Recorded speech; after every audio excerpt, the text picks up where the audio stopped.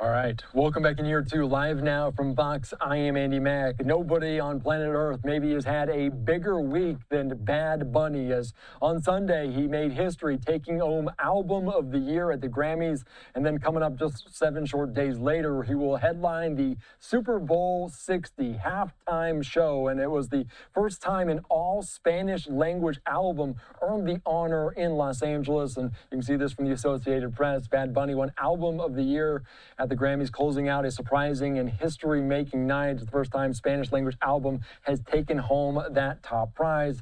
And the victory lap, much earned, will be in Santa Clara, California, watched by millions of people. The rapper from Puerto Rico, though, has been a lightning rod of sorts. Let's continue on here on Live Now from Fox and bring into the conversation, friend of the program, AP Entertainment reporter Jonathan Landrum Jr. Jonathan, thank you so much for joining us here on Live Now from Fox. And obviously, Bad Bunny, it is an honor for him to win the Album of the Year, making history. What did we witness on Sunday?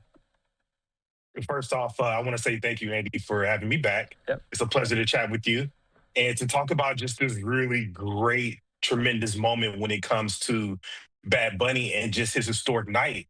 I was there at the Grammys. I was backstage and was able to witness all of this and just to be amongst the entire energy of the room, even in the press room.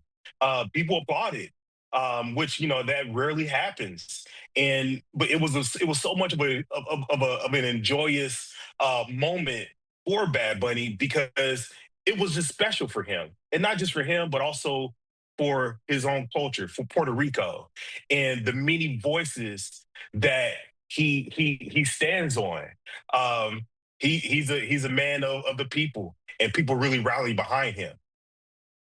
Yeah, that is so very true. Obviously, I love the moment that he had, really sensing what he accomplished in that moment. Obviously, put his hand over his head and obviously getting the ovation he did from some of his peers as well. But Bad Bunny has been a lightning rod, and he will perform at the halftime show. Roger Goodell commended him on being one of the world's best artists right now, noting that win at the Grammys. But he also said that he is not shying away from this selection at the State of the League. I do want to play this from the commish just here a day ago.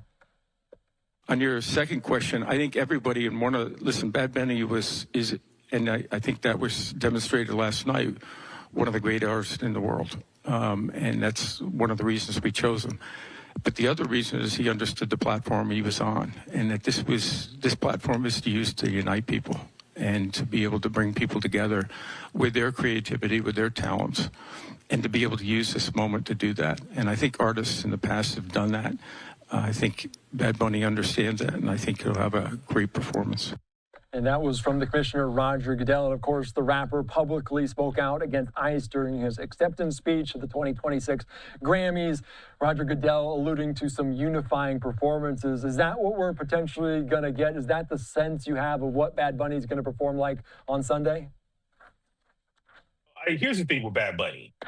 He's always led with identity and pride when it comes to Puerto Rico. So when he speaks on immigration, it's not random. It's consistent with who he is. Whether people agree with him or not, he understands the size of his platform.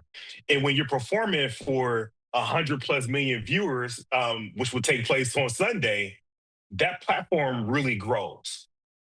Yeah, that is so very true. And of course, last year we were talking about it with Kendrick Lamar, his beef with Drake. How would he handle that moment? How do you think Bad Bunny will handle this moment with you, like you said, millions of eyes on him?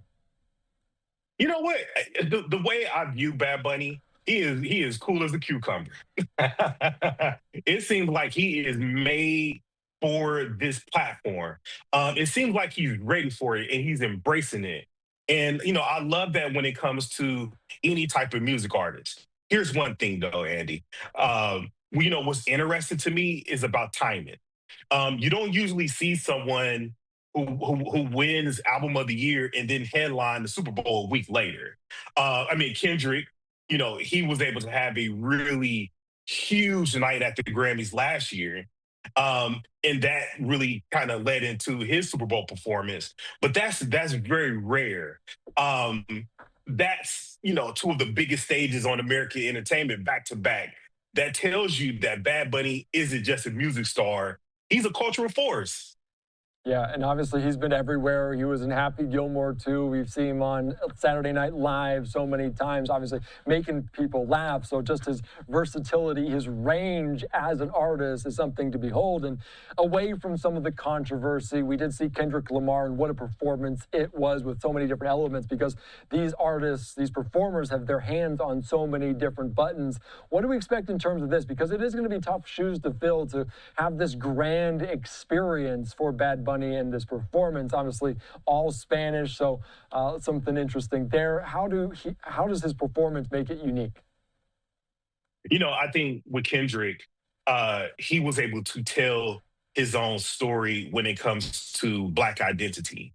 And I feel like with this one, with Bad Bunny, he's able to tell a different story when it comes to his Puerto Rican identity as well. And I feel like, yes, it may sound very similar, but it's two totally completely different things, two totally completely different stories. And as you say, Andy, I mean, a fully Spanish language winning album of the year, it really just kind of shifts that mainstream audience that will engage in global music. I mean, I've spoken to plenty of people, numerous people who are unable to speak Spanish at all. But they are looking forward to his show. They're looking to his performance. And they told me, many people have told me that they will be dancing. They will be dancing in their shoes, either at the stadium or afar. And they will vibe out to Bad Bunny songs because they love him and they love him as an artist. And they really enjoy listening to what he is about. And so I think his music will really translate, even though some are, they might have a hard time speaking Spanish or understanding Spanish fully and completely. But when you step back and you see what Bad Bunny is all about, which I said before is about identity and his own culture and being very much prideful about it, then I think people will very much get the picture. Yeah, I think he might lose some fans, but being in front of his audience, he also might gain some fans. So the offset might be in favor of Bad Bunny after this, even if they can't understand the language. And even some songs, popular songs, you can't always understand the lyrics. So it being in a different language might be kind of moot in that point. Let's take us back a couple days, because you were in the room, you were in the green room, you were behind the scenes there at the Grammys, and there were plenty of other moments to talk about. Justin Bieber nearly naked. There was Cher and that. Obviously misstep by her. What else stood out to you about that big night in Hollywood? I think Kendrick. Well, I mean, we bring it back to Kendrick. He set the record for the most Grammys won by a rapper, and I think that is a tremendous feat. He surpassed Jay-Z when it came to that. But I think that was a big moment, even for him. Because I mean, with GNX, that album, I mean, that was the last time we spoke. We were talking about GNX. Yeah. And so the album was released a little more than a year ago, and it was still relevant just a few nights ago. So that was really big, and I feel like the music community, it really came together when when many of the artists they spoke out. They spoke out against, I guess when it came to immigration, many spoke on ICE and the displeasure with ICE. Kalani, she was very vocal in the pre-telecast show. Billie Eilish. I mean, you had several people throughout the night. SZA, she gave her remarks on the matter. But it seemed like collectively it was a night where musically, well, I guess many from the music community, they really kind of band together and they really stood on business. And of course, Cher too. I feel like that was a funny part of the night that kind of took a lot of people aback. But I think Kendrick, he handled that very well with the whole Luther Vandross I agree. deal. But Yeah. yeah.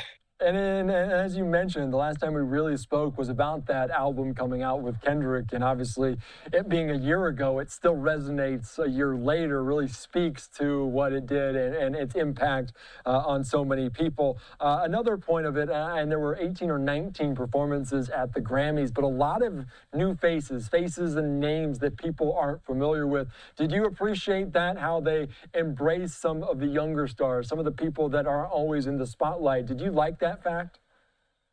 Absolutely. And I guess it is very much a testament to Harvey Mason Jr., to what he has done there at the Recording Academy.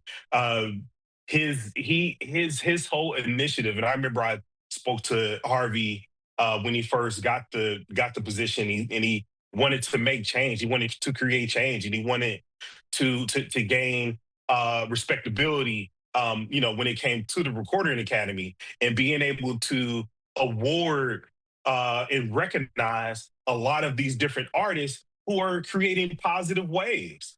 And so for me, being able to see a lot of the newer artists, a lot of fresh faces being recognized, that goes right back to Harvey, and not just Harvey, but just also the Recording Academy, and then also the members who are voting as well, and them having a say. It's just incredible to see how much talent is out there and how many different kind of sounds, tones are out there. And obviously headlining it all, headlining the Super Bowl, Bad Bunny and his unique flavor that obviously so many people love.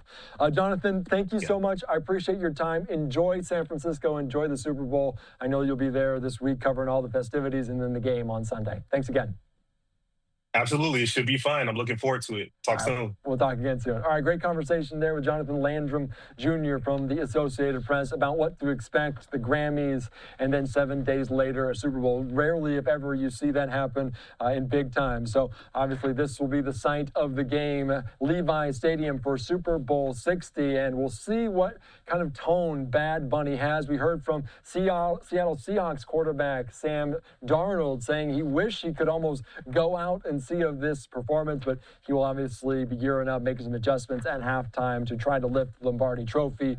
And of course, we are also following the latest on all of this. Fox News reporting that, for the record, the NFL ended weeks of speculation on Tuesday about potential ICE operations taking place at the Super Bowl this weekend.